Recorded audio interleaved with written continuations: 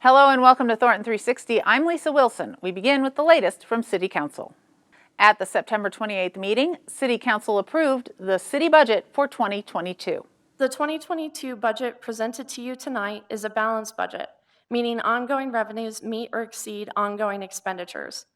The total budget for all city funds is $427,803,363.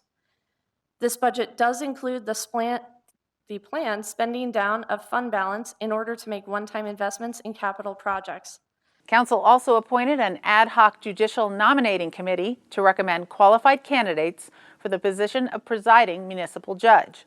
This vacancy was created by the passing of Judge Charles Rose, who served Thornton for 33 years.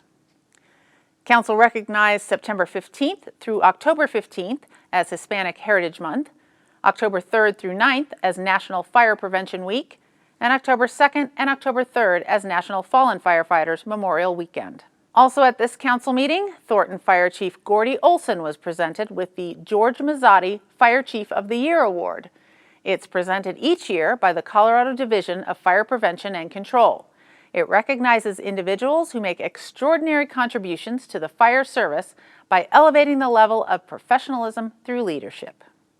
This really is recognition of this fire department and the men and women, some of who you see in the back there, and their contributions to what we do. So I lead as a team and I have a very good team. And we include you and this whole board as part of that, along with the city manager. For your support, we couldn't get any of this done, so thank you. To see the entire City Council meeting in high definition, tune to Xfinity Channel 881. You can also watch on demand anytime at thorntonco.tv or by downloading our app for Apple TV or Roku by searching Thornton in your device's app store. The next City Council meeting is Tuesday, October 12th. For more information about that meeting, visit gocot.net/council meetings. It's election season. The coordinated mail ballot election takes place on November 2nd. Residents from each of the 4 Thornton wards will elect one council member to a 4-year term. If you're registered to vote, you should receive a ballot in the mail in mid-October. Ballots must be returned on November 2nd by 7 p.m. You can find election information at gocot.net/elections. Thornton's NLine recently celebrated its first year of commuter rail service. 2, 1.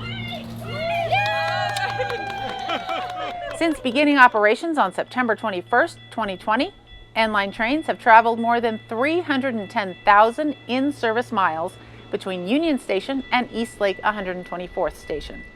The line serves Denver, Commerce City, North Glen, and Thornton. It will eventually extend to North Adams County and include 2 additional stations. The City of Thornton has been working for years to find ways to redevelop the northeast corner of Washington and 88th Avenue. The 16-acre property, privately owned, has fallen into extreme disrepair. In spite of all the challenges to upgrade the area, there is progress to report for 2021.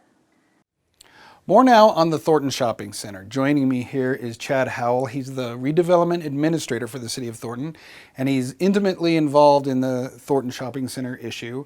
Chad, give us a brief history of how long the city has been trying to deal with the Thornton Shopping Center. Well, I think most of us know that the Thornton Shopping Center is one of the first developments that came about in the city of Thornton in the mid-1950s. Yeah. And probably for the last 20 years, it's been falling into disrepair as they lose good tenants and struggle to find replacements. About 15 years ago, a person in Chicago bought the property and discovered there was contamination on it. And since then, things have really gone downhill, I'm afraid, because he's had to put all his extra money into environmental investigations and cleanup activities. And in his words, he hasn't had any money to invest into the property to improve the conditions. So it's fallen into disrepair. And it makes it more difficult to find new owners for a property like this because significant liability goes with the title. Yeah. So tell me about how the state gets involved in a situation. Yeah, so our consultants that were working on the Walmart site actually reported the presence of dry cleaning chemicals to the state. The state notified the owner, who was the new owner at the time, And that started the ball rolling on the cleanup process that the state enforces. And it always takes a long time. It always takes longer than the neighborhood would like to see, because you have to do several different iterations of testing on a site to determine the nature and extent of the problem before you can design a solution. Now, it's also arguable that 15 years is too long to wait for actual activity to start, but the simple fact is cleanup has started on the site, in particular in the areas of the contaminant plume that have spread over to the neighborhood.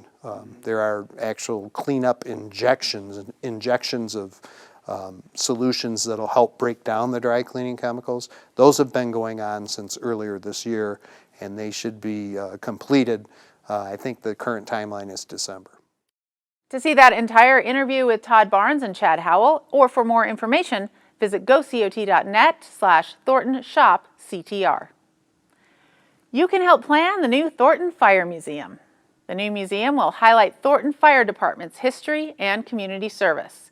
It is now in the planning stages and slated to reside inside the original fire station number 1. Public planning sessions begin soon, and residents can attend these meetings to help plan this addition to our community.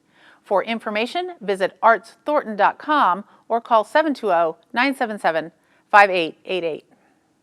The next Coffee with a Cop is coming up. It's October 12th from 11 to 1 at the Starbucks on 120th Avenue and Holly Street. Plan on stopping by to ask questions or just say hello. That's it for this edition of Thornton 360. Thanks for joining us. We'll see you next time.